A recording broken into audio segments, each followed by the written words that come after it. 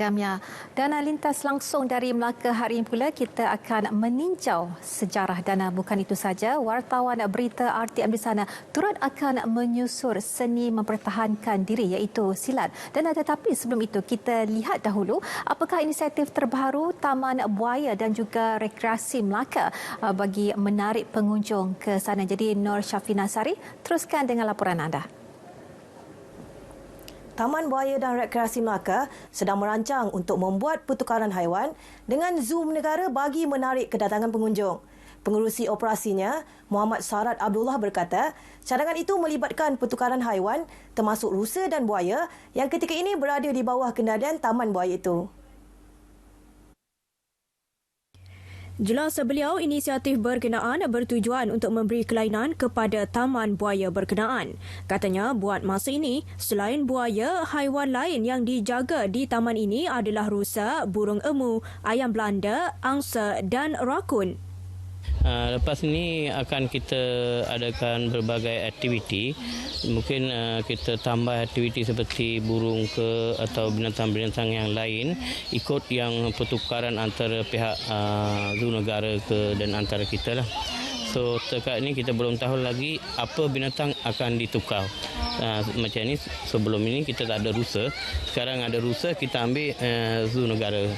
So kita bagi buaya dan kita dapatkan win-win lah. Beliau ditemui RTM di Air Keruh. Taman ini memiliki 100 ekor buaya daripada 4 spesies iaitu buaya tembaga, siam, jejulung dan kaiman.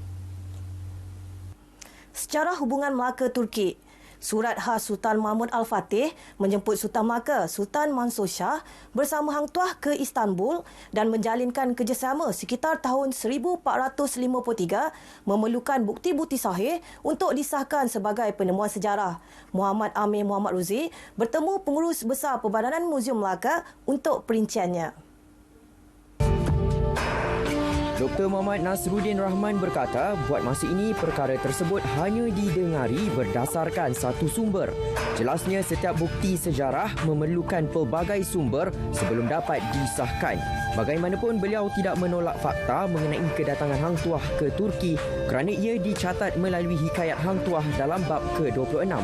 Dalam hikayat Hang Tuah dalam tahun 1481 itu Hang Tuah telah pergi ke Turki, ke Rom, kemudian singgah di Turki, kemudian beliau telah menunaikan haji. Itu ada dalam hikayat Hang Tuah. Itu disebut. Tapi tidak disebut secara jelas siapa yang dia jumpa dan sebagainya. Tidak disebut dalam hikayat Hang Tuah dan juga dalam sumber-sumber lain, macam sumber sejarah Melayu dan sebagainya, Sulalati Salati, itu tidak disebut. Jelas beliau, sumber mengenai surat tersebut hanya terdapat di Muzium Topkapi Istanbul dan sedang dikumpul bukti untuk disahkan sebagai satu sumber sahih. Perbadanan Muzium Melaka bakal menjalankan kerjasama dengan beberapa pihak di dalam dan luar negara membabitkan London dan Jepun menerusi kajian yang akan dijalankan menyentuh hubungan diplomatik Kerajaan Melaka dengan negara-negara luar. Muhammad Amir Muhammad Ruzi, Berita RTM. Pencak silat di antara sukan dan warisan, di manakah kedudukan utamanya? Pastinya, dua perkara itu saling berkaitan dalam seni mempertahankan diri. Jika dahulu seni mempertahankan diri itu penuh dengan pantang larang, melibatkan spiritual dan maupun fizikal. Namun kini ia menjadi salah satu sukan pilihan ramai sehingga berjaya ke pertandingan dunia. Wartawan Nur Farahuda Sairan merungkai elemen seni itu yang tak lapuk di hujan dan tak lekang di panas.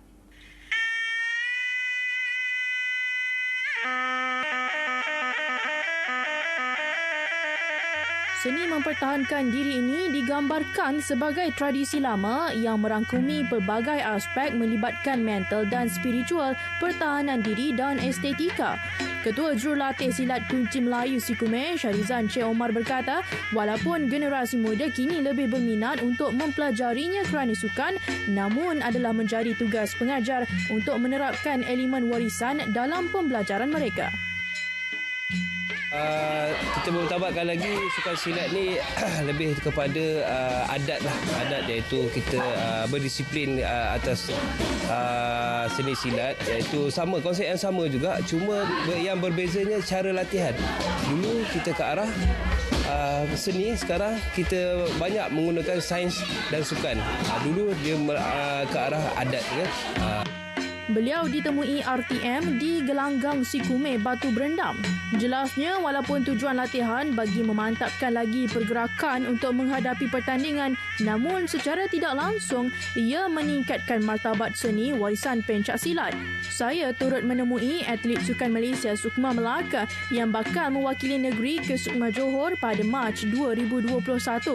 Mereka turut menzahirkan hasrat ingin mempertahankan warisan seni pencak silat agar ia tidak dilupakan di masa hadapan.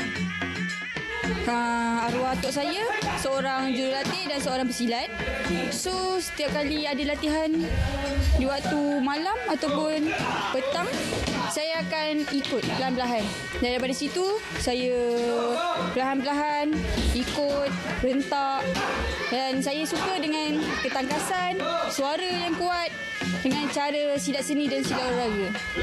Okey, pada asalnya saya bermain silat ni daripada keluarga lagi. So mak dengan ayah memang main silat, so mungkin tu daripada darah. So saya daripada kecil memang dah terdedah dengan sukan silat. So saya main dengan tim Sukma Melaka ni pun selepas saya join tim IPT. So dia beri peluang untuk selection Melaka. So saya pergi and alhamdulillah sekarang saya mewakili tim Melaka. Saya berminat dari silat ni bila saya dalam hati saya ada rasa ingin bertangkai ilmu demi keluarga saya, dan saya jumpa persatuan yang boleh saya fikir boleh bawa masa depan ke saya untuk saya menjadi pesilat terbaik. Antara gerakan yang sering dilihat dalam seni silat ialah kombinasi serangan, serangan tangan, belaan tangan dan latihan kemantapan serangan. Baiklah, ini adalah dikatakan pergerakan kombinasi serangan. Jadi mungkin saja sudah beratus tahun sukan seni silat ini diamalkan, namun ia menjadi salah satu pilihan utama buat generasi muda.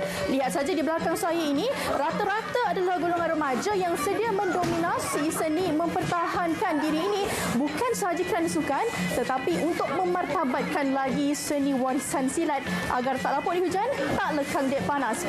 Nur Farah Sahiran melaporkan untuk Berita RTM.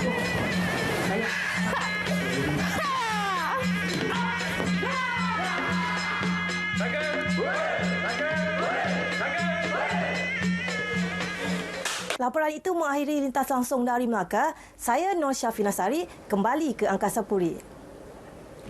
Baik, terima kasih Syafinas. Dan seterusnya langsung dari